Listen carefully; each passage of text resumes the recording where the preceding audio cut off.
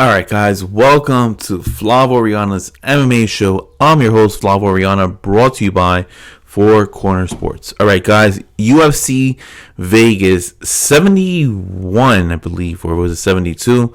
I already lost count at this point. Let me just check Twitter real quick. I'm pretty sure it was 71 or 72. Which one was it? It was 71, yes. I was like I initially thought. UFC Vegas 71 in the book. Sergei Pavlovich versus Curtis Blaydes was the main event. Guys, I was actually very intrigued in this matchup. I mean, we got pretty good main events back-to-back weeks. Last week with Max Holloway. Yes, I understand I did not make a video of that, but I'll try to be a little bit more consistent with the videos.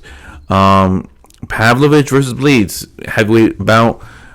Two top five heavyweights going at it at the main event, and there's a lot of implication on the line just because, one, there's a little bit of uncertainty with Jon Jones being the champion, and the reason with that being said is just because of the fact that with Jones being champion, Jones already had called out and said that he wanted Stipe next, and that's a legacy fight for him, and at this point Jones only wants legacy fights. It's unfortunate since he's the champion, but Jon Jones has been champion since 2011 and never lost a title fight. I know he has that one disqualification under his belt, and that recorded as a loss, but nobody ever counts that as a loss. People view Jon Jones as flawless when it comes to being inside the octagon, and the fact that he wants to fight Stipe Miocic, who hasn't fought since March of 2021.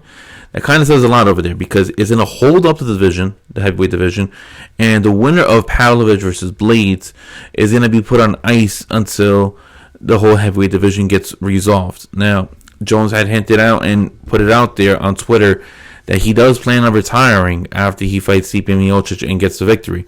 He wants to have that one final fight at Madison Square Garden. Reason being, he's never fought at Madison Square Garden. That's the one venue that he hasn't really fought. That's a big major arena inside the United States. He's fought in Las Vegas, whether it's the T-Mobile Arena, whether it's the MGM Grand. He has fought in Atlanta.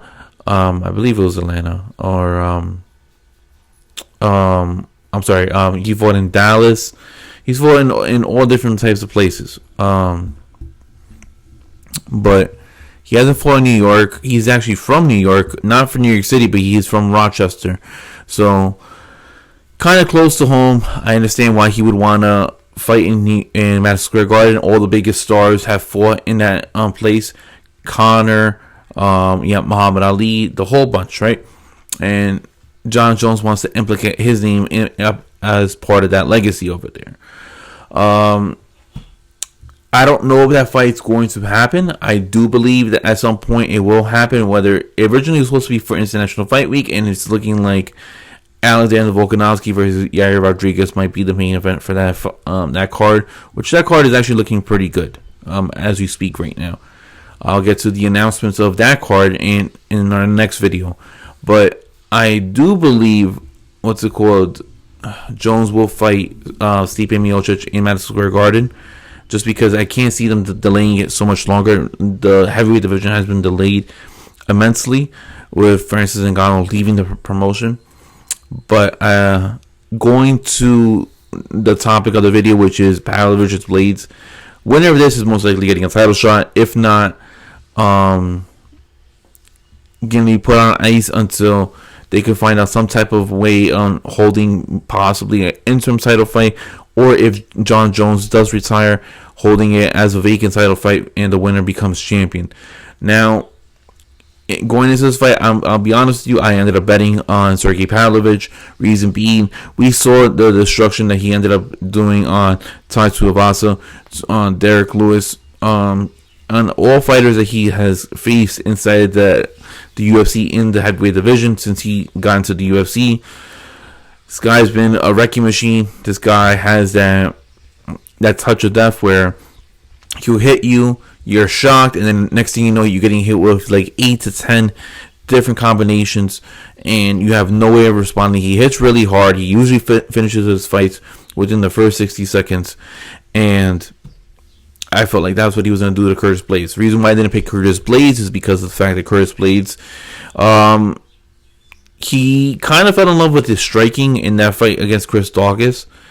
And I just felt like you're going to carry that type of game plan towards Sergei Pavlovich. It's not going to be a good night for you. And I just feel like Blaydes' IQ isn't at the highest level that it should be, because if anybody has seen Pavlovich's first fight in the UFC against Alistair Overeem, Overeem ended up taking him down and pinning him, and Pavlovich had no answer whatsoever in that fight. And Curtis Blaydes, if he uses his skills, who in my opinion, he is the best heavyweight wrestler in that division. I believe that he could take anybody down and he could subdue somebody. But I just don't think going into the fight that Blaydes was going to end up doing that. And surely enough, in that, as soon as the bell rings, Blaydes tries to encounter with Pavlovich in a stand-up game. In my head, I'm like, this is not going to end very well. And at one point, even though Blaydes was blocking all these punches, he was hurt. He was getting hurt by them because Pavlovich was utilizing that jab, and the jab was too quick, too fast for Curtis Blaydes that he was getting tagged, and Blaydes ended up tagging Pavlovich, and I'm like, I was like, this fight's not getting out of the first round. And sure enough, it did not get out of the first round. Reason being because Blaydes, he is not a boxer, he is not a striker, although he is somebody that I feel like is falling in love with his striking, sort of the way that Kamaru Usman has fell in love with his striking instead of attacking his bread and butter, which is wrestling. Blaydes did shoot for a takedown. He got denied by Pavlovich, and Pavlovich just continued the onslaught until the point where Pavlovich brings down Blaydes and then starts going for ground and pound. And sure enough, the fight was over well before the round was about to end. Sergei Pavlovich winner by knockout, TKO. Now, what's next for Pavlovich? Well, Pavlovich does want the title shot. He says he was willing to sit out. I firmly agree that. I actually would love to see Sergei Pavlovich fight for a belt, because the UFC kind of slow build him in a way without even realizing him. They made him fight two fan friendly fighters in a short period of time, Derek Lewis and Tai Tuivasa. All right, and what ended up happening? Derek Lewis gets knocked down, right, and TKO'd. He tried to argue the appeal with Dan Mercliata, but then when we ended up seeing that fight, that same type of fight against Tai Tuivasa, right, we ended up saying that was not a bad stoppage by Dan Mercliata. That Sergei Pavlovich is a impeccable fighter with just tremendous strength and brute force, and he might be one of the scariest individuals inside the heavyweight division. And I firmly do believe that if anybody tries to go and exchange punches with him, he will knock them out. He will put them in a shadow realm, and to the point where they have no consciousness whatsoever. What ended up happening, leading towards them going to sleep. All right, and that is Sergei Pavlovich. All right, and I personally, if I was Dana White, if I was McMahon or Sean Shelby, I would scratch anything with John Jones and Stipe and make Jones versus Pavlovich, just because that would be the true test for John Jones. Could he withstand the power, the strength, the brutality that comes in the heavyweight division? And who else than none other than Sergei Pavlovich? John Jones is not an idiot. He has a very high IQ, so he would not follow the same footsteps that Curtis Blaydes ended up doing. He would not get in the stand-up war. He would not get in kickboxing range. All right. What the first thing he will do is he'll run, he will tackle, bring down Sergei Pavlovich, and just maul him. All right, but that's what John Jones will end up doing. All right, Curtis Blaydes had those skills, had that mindset. All right, to do that. I mean, not mindset, the skill set to do that, but he just chose not to because he fell in love with the striking game, and that is one thing that's very, very dangerous if you're not a boxer, if you're not a kickboxer, and especially if you are a wrestler. If you do not have the fundamentals to keep up with somebody who clearly knows what they're doing in the striking department, I wouldn't recommend it. All right, I would go what got you to the dance to get to that point. What realistically is going to happen for Sergei Pavlovich, in my opinion, is he is most likely getting the winner of Gelson Almeida versus Jairzinho Rozenstruik. That fight's definitely happening in May.